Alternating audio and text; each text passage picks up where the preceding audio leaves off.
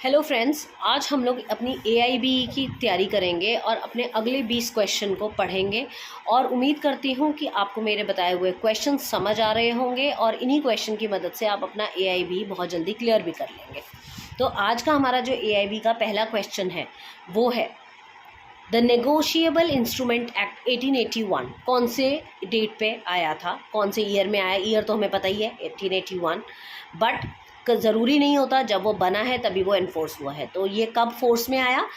9 दिसंबर 1881, 19 दिसंबर 1881, 1 मार्च 1882 या none of the above. तो थोड़ा सा इसमें दिमाग लगाइएगा, जो हटके थोड़ा सा आंसर हो वो भी हो सकता है। तो इट्स 1 मार्च 1882।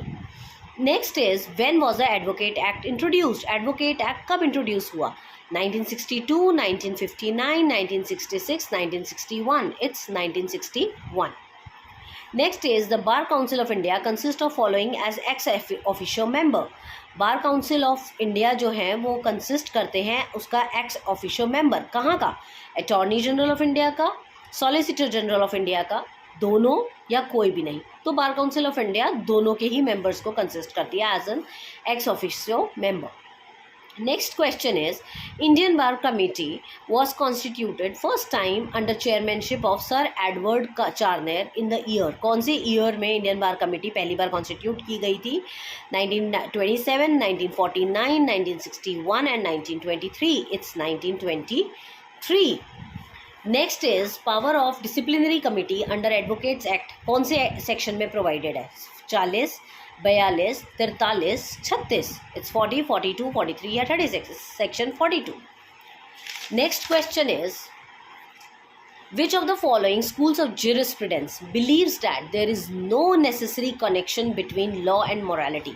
इनमें से कौन सा ऐसा स्कूल ऑफ jurisprudence? अब ये बेयर एक्ट तो होगा नहीं, तो आपको अपने आप ही दिमाग लगाना है इसमें। ये बिलीव करता था कि कोई नेसेसरी कनेक्शन नहीं होता लॉ और मोरालिटी के बीच में, but there may be instances where moral considerations may play a role in legal validity. मगर हाँ, ऐसे इंस्टांसेस, ऐसे एग्जाम्पल्स देखने को मिले हैं जहाँ पर मॉरल कंडीशंस, कंसिडरेशंस जो हैं वो बहुत ही इंपॉर्टेंट रोल प्ले करती है लीगल वैलिडिटी को देखने के लिए।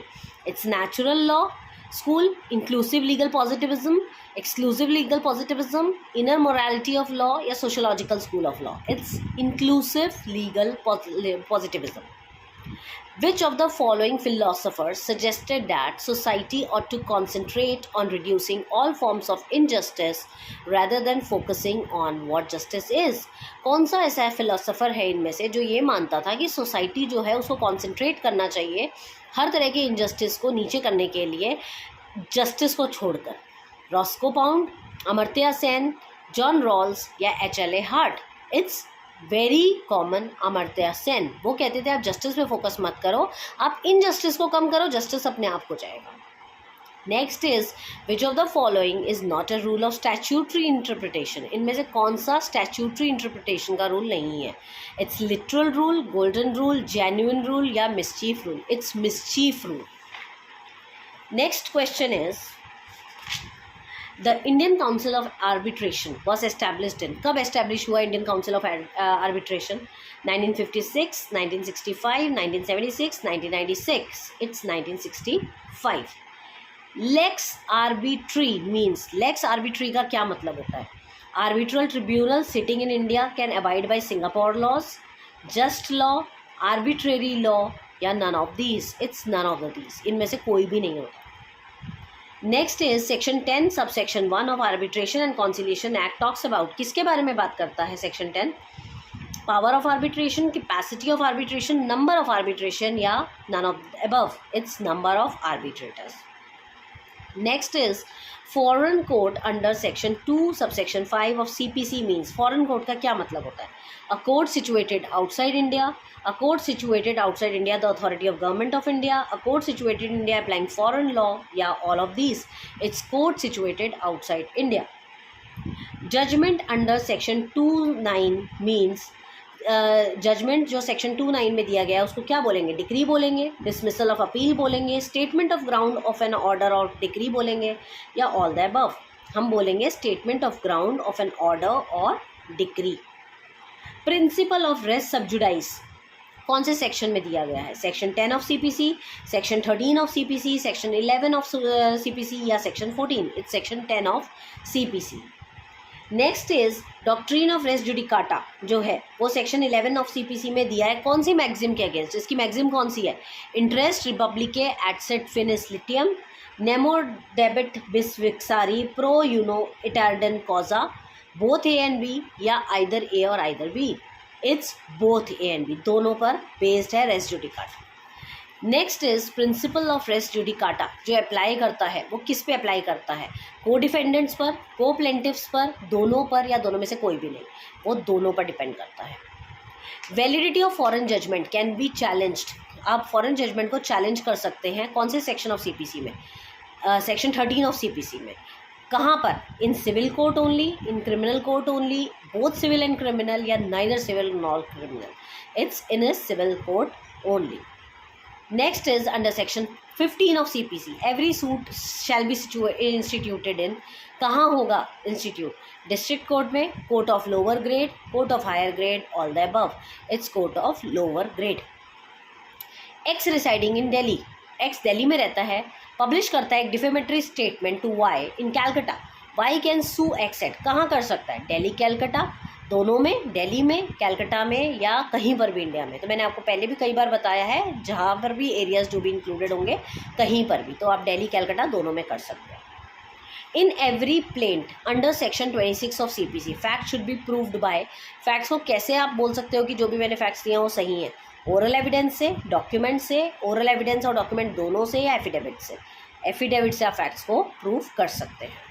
A suit for damages for breach of contract can be filed at a place, कहाँ किया जा सकता है? जहाँ पर कॉन्ट्रैक्ट किया गया है, जहाँ पर कॉन्ट्रैक्ट को ब्रीच किया गया है, कहीं पर भी इंडिया में, या A या B दोनों में? तो A या B दोनों में, जहाँ कॉन्ट्रैक्ट बनाया और जहाँ ब्रीच किया दोनों में से कहीं पर। नेक्स्ट इज लिमिटेशन एक्ट किस पे एप्लीकेबल है? सिविल सूट्स पे, क्रिमिनल केसेस पे, दोनों पे या सिविल ऑल द अबव, सारे सब में? तो सिविल सूट्स होगा खाली। Next is free transferability of share is mandatory, free transferability of share कहाँ मैंडेटरी है? लिस्टेड कंपनी में, company limited by shares, public limited company या foreign company? It's public limited company. In IPC nothing is an offence which is done by a child under, कितने साल के बच्चे के से नीचे किया गया जो क्राइम है उसको क्राइम नहीं माना जाता IPC में? 8 साल, 10 साल, 12 साल या 7 साल? It's 7 years। Which of the following clause from memorandum of association can not be amended, इनमें से कौन सा जो क्लॉज है आप अमेंड नहीं कर सकते MOA में से?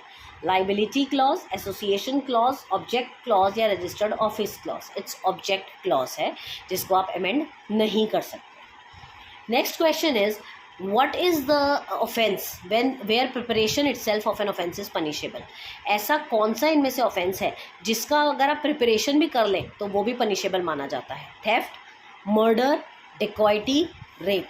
इट्स डेकॉइटी, ठीक है, क्योंकि थेफ्ट का आपने प्रिपरेशन किया कोई पनिशेबल नहीं है, रेप का आपने प्रिपरेशन किया मगर आपने रेप नहीं किया तो कोई आपको वो नहीं है, उसके लिए फाइन नहीं है, कुछ पनिशमेंट नहीं है। मर्डर में भी ऐसा ही है, बट डेकॉइटी का if you have planned the dacoity but वो हो नहीं पाया तो भी आपको पनिशेबल वो है।